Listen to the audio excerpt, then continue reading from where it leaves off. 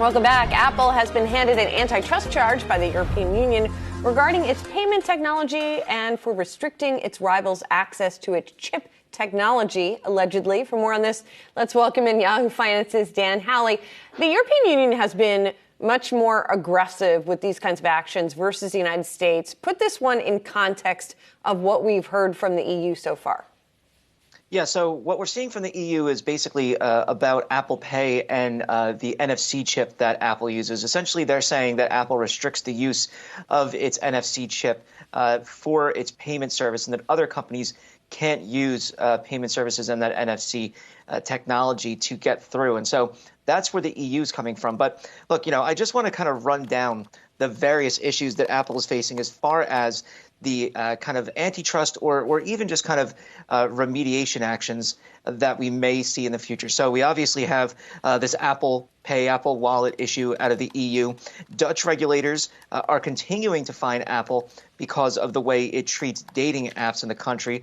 They've already gotten up to 58 million, I think, in fees, and they're starting to roll out some new ones. South Korea has passed a law that bans Apple from forcing developers to use specific payment systems. That's something that we've seen in the past, which kind of comes down to what we're seeing overall as far as the payment systems go.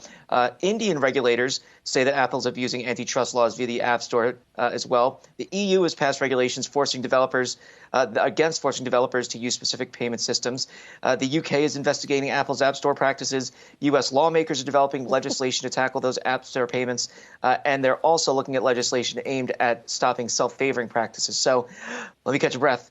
That's a lot of stuff that Apple is facing right now as far as the App Store and self-preferencing goes. I do think that this is just going to have to end up changing the way Apple approaches the App Store. But they are fighting tooth and nail to not have to do so. And that's evidenced by the fact that they continue to just rack up those fines with Dutch regulators and don't seem to be flinching. And so in this particular case, the one that regards Apple Pay specifically, where are we in it? In other words, is this definitely something that the company is going to have to face? You say are they still fighting this particular one? And how soon might they actually have to face up to this? Yeah, this is still very preliminary. It's not an actual issue yet for Apple. It's something that the EU is kind of working its way through. They may eventually have to change how they allow people to interface with Apple Pay and the wallet system.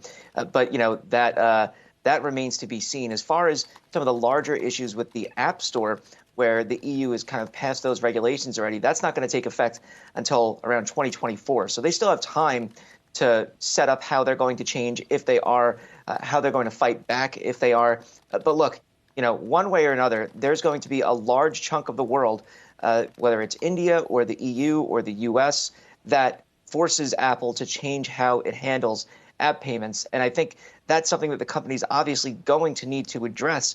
And I think, investors are going to look at that and say, does that take a huge chunk out of Apple's wallet? And at the end of the day, I don't think it will, specifically because, it's the convenience factor, I think, for most people. When they see that they can just quickly pay using Apple Pay, that's really where you may go, even if it is slightly more expensive.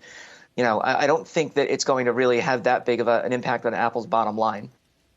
Yahoo Finance tech editor Dan Howley, thanks so much.